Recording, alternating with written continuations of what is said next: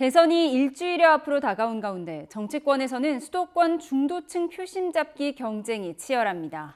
민주당 이재명 대선 후보는 대선 레이스 첫 대학생 간담회를 진행했고 국민의힘 김문수 후보는 경기지사 시절 최대 치적으로 내건 삼성전자 평택 캠퍼스를 방문했습니다.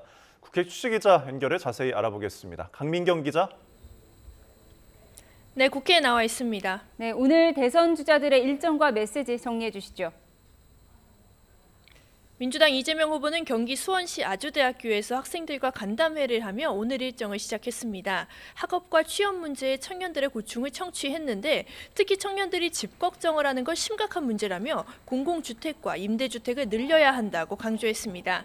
이날 외교안보 분야 정책 발표가 있었던 만큼 취재진의 질의응답에서는 관련 질문도 나왔는데요. 이재명 후보는 이제 국방부 장관의 민간인을 임명해도 될 것 같다고 했고요. 또 당선 시에 남북정상회담을 당장 추진하긴 어려울 것 같다고 밝혔습니다.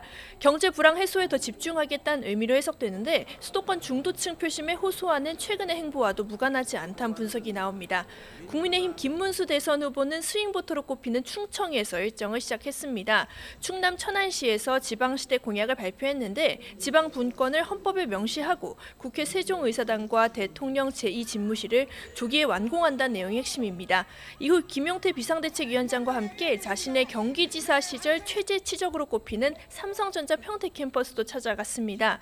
AI 시대의 핵심은 반도체라며 반도체 특별법을 조속히 통과시키고 또 산업의 필수적인 인프라도 뒷받침하겠다고 약속하며 당선 시에 규제를 혁파하고 민생을 살리는 경제 판가리를 하겠다고 공언했습니다.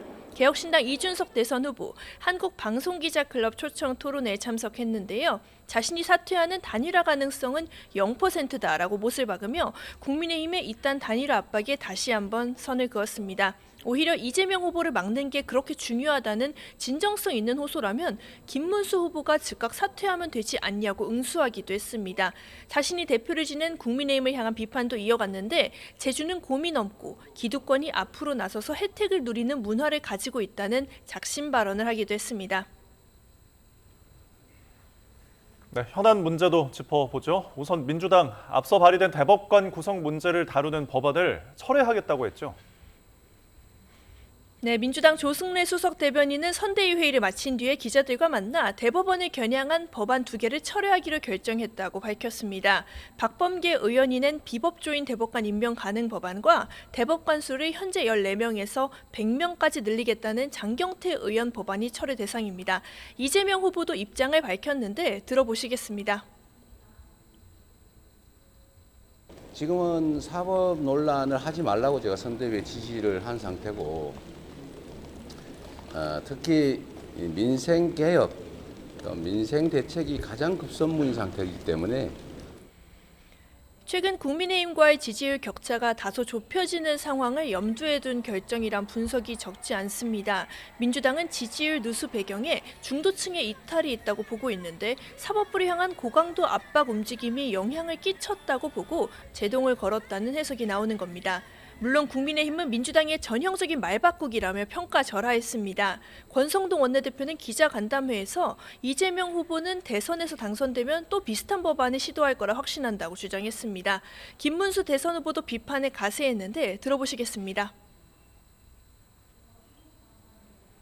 철회는 당연하고 뿐만 아니라 자기 스스로가 지금까지 왜 이렇게 우리나라를 대혼란, 민주주의 대후퇴로까지 가져왔는지 윤석열 대통령 이상으로 본인이 자기 반성이 있어야 된다고 생각합니다.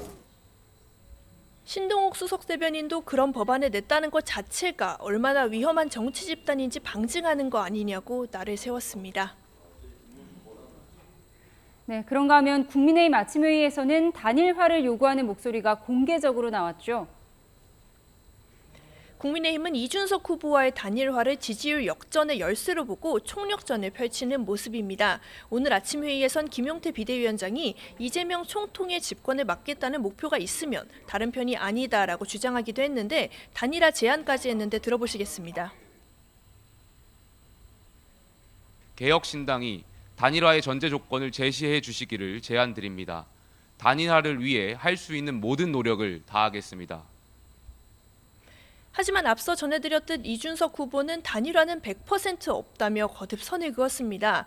당 역시 같은 기류인데 김철근 종합상황실장은 SNS에 계엄에 찬성하고 탄핵에 반대한 세력, 또 부정선거를 주장하는 세력과 어떻게 단일화를 하느냐고 반문했습니다. 민주당은 국민의힘의 단일화 움직임을 야합이자 꼼수라고 치부하며 재차 견제구를 던지고 있습니다. 아침 회의 발언 들어보시겠습니다. 명분 없는 단일화 꼼수는 어떤 내용도 비전도 있을 수 없기에 스스로 무너지고 국민으로부터 외면받을 것입니다. 우리에게 주어진 책임을 되새기며 정권 교체를 향해 최선을 다합시다. 윤여준 위원장은 저들이 보수 통합을 이야기할 때 우리는 국민 통합을 논의하자며 내부 결속을 다지기도 했습니다. 지금까지 국회에서 YTN 강민경입니다.